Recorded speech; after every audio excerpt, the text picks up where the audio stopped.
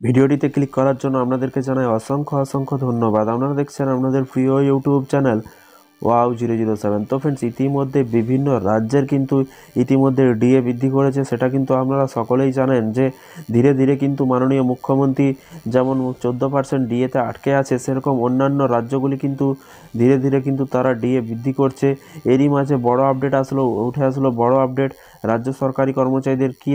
কর্মচারীদের আপডেট, চলুন বিস্তারিত জেনে নেওয়া যাক। 3% ডিএ বৃদ্ধি সরকারি কর্মচারীদের জন্য সুখবর। 3% কিন্তু ডিএ বৃদ্ধি করেছে এবং কোন রাজ্যের কথা বলা হয়েছে বিস্তারিত জেনে নেব, ভিডিওটি সম্পূর্ণ দেখবেন। এখানে বলা হয়েছে বিহারের সরকারি কর্মচারী ও পেনশনভোগীদের জন্য সুখবর আসছে। দেখতেই পাচ্ছেন বিহারে তো ডিএ বৃদ্ধি করছে এবং শুধু পশ্চিমবঙ্গই 14%-এ গিয়ে আটকে আছে।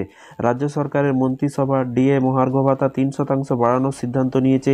এই সিদ্ধান্তের ফলে কিন্তু রাজ্য সরকারি কর্মচারীরা 1 জুলাই 2024 থেকে বর্ধিত ডিএ বকেয়া পাবেন এবং বৃহস্পতিবার বিহারের মুখ্যমন্ত্রী নীতিশ কুমার এই সিদ্ধান্তে ঘোষণা করেন যে রাজ্য সরকার সরকারি কর্মচারীদের ডিএ 50 থেকে 53% করার ঘোষণা করেছে। এই সিদ্ধান্তের ফলে কিন্তু বিহারের প্রায় 11 লক্ষ সরকারি কর্মচারী এবং পেনশনভোগীরা উপকৃত হবেন এবং কেন্দ্রীয় সরকার ইতিমধ্যেই তার কর্মীদের জন্য 53% ডিএ বাড়িয়েছে এবং আসাম, হরিয়ানা, তামিলনাড়ুর মতো কিন্তু অন্যান্য রাজ্যগুলি তাদের কর্মচারীদের জন্য ডিএ বাড়িয়েছে এবং বিহারের সরকারি কর্মচারীরা দীর্ঘদিন ধরেই কিন্তু এই ডিএ বৃদ্ধির দাবি জানিয়ে আসছিল, যা অপেক্ষায় কার্যকর হয়েছে।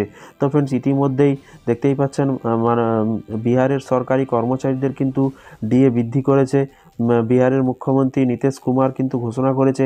আস্তে আস্তে বিভিন্ন রাজ্যে কিন্তু ডিএ বৃদ্ধি হচ্ছে। পশ্চিমবঙ্গের কবে বৃদ্ধি হয় বা মাননীয় মুখ্যমন্ত্রীর সামনে যে শুনানি আছে জানুয়ারি মাসের 7 তারিখ, তার আগে কোনো রকম ডিএ ঘোষণা হয় কি না সেই অপেক্ষায় কিন্তু সকলেই আছে।